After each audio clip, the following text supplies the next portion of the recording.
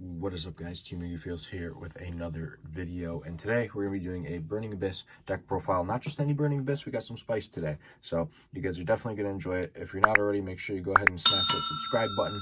It is significantly appreciated, and you know, obviously I appreciate the fact that we just broke 600 subscribers the other day. That's super freaking cool, so thank you everyone who has been subscribing, sharing the videos. I see there's a lot of people who are sharing my videos. I was looking at the statistics, and there's a very large amount being shared through Facebook, so I don't know if it's just in groups or if it's on Messenger, but whatever it is, I appreciate it. You guys are doing a fantastic job, but let's hop right into the deck profile. All right, so we're going to start with the main deck. We'll start with the BA lineup. We're playing 3 Graph and 3 Seer for our most important engine pieces. It's just what makes Burning Abyss go round.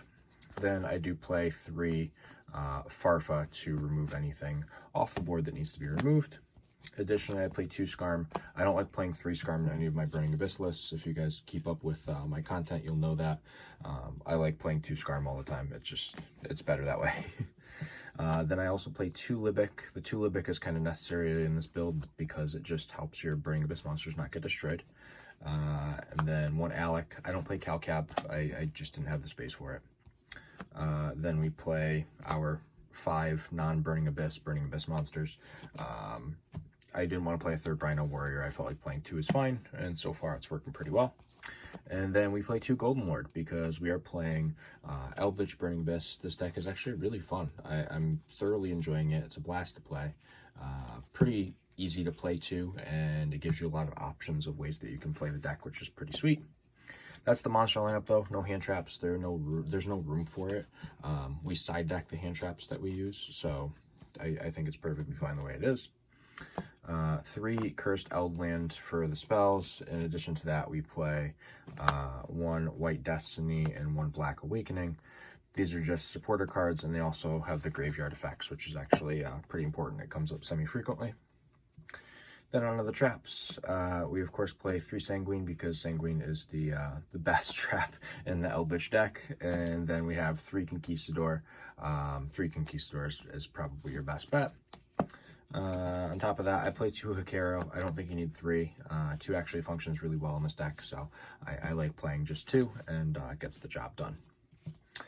Then we have 3 Torrential and 3 Ice Dragons. You guys can change this up whichever way you'd like.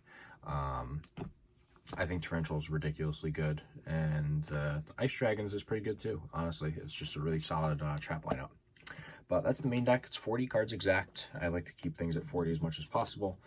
If you wanted to, you could change everything up, but that's totally on you guys. Whatever you want to do is obviously your choice. But we're going to hop on over to the extra deck now. Extra deck is pretty standard with a couple cards that are tossed in here that I think are pretty important to play. But we have the 2 Dante and 1 Beatrice lineup. I think 2 and 1 is pretty standard in most builds. It's just really good to have. I love playing, you know, my boy Dante and my girl Beatrice. Then we play the 1 Nightmare Shark to combo off with the Zeus.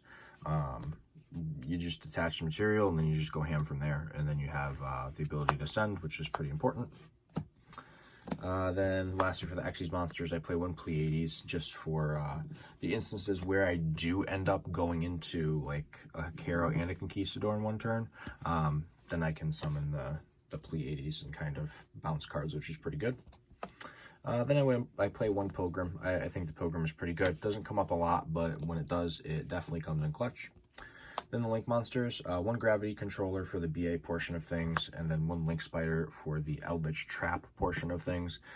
There's going to be times where you make 1 trap, and then you just have to get rid of it to keep playing, and the Link Spider is there to assist in that.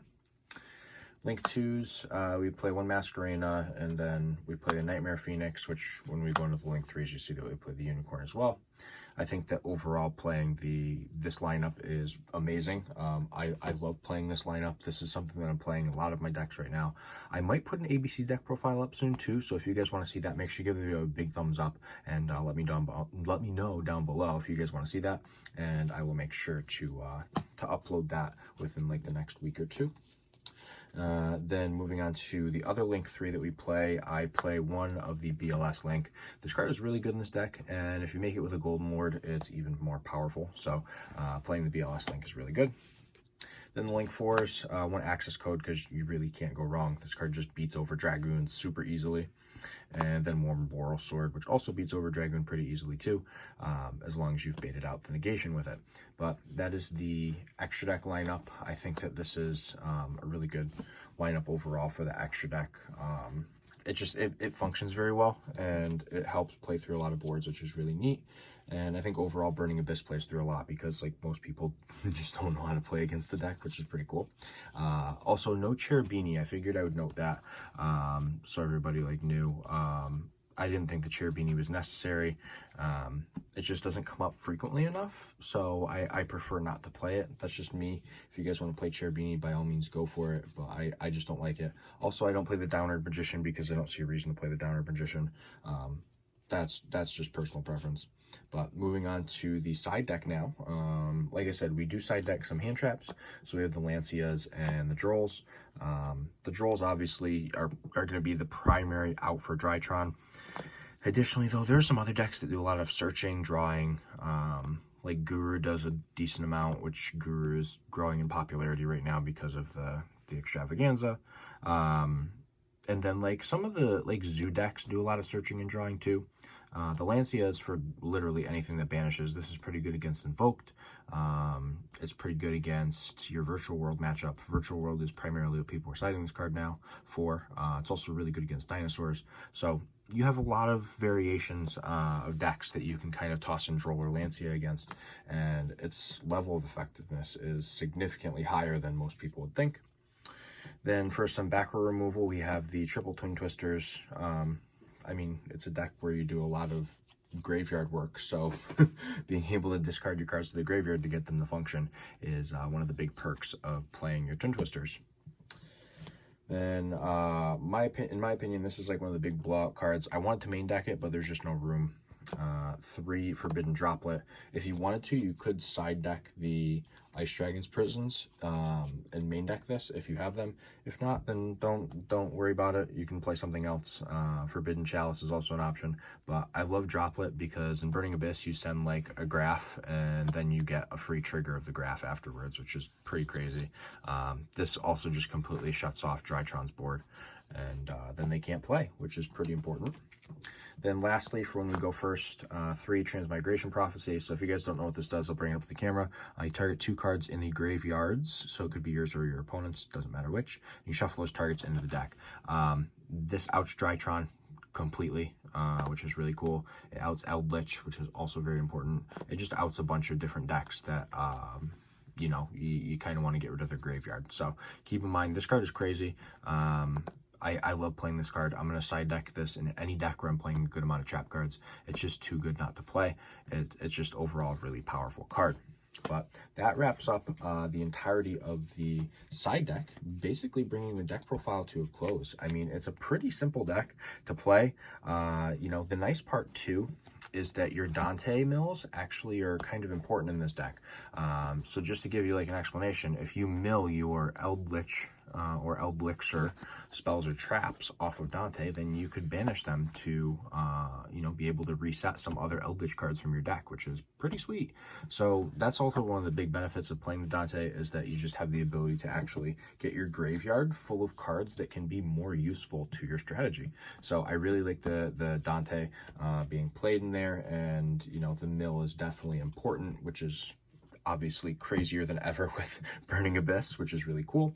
But that essentially is the Burning Abyss Eldlich deck profile. Super spicy, super fun, very enjoyable to play. I love playing this deck. It's just something where I can kick back, relax, and not worry about having a hard time, because I'm gonna have a fun time while I'm playing the deck.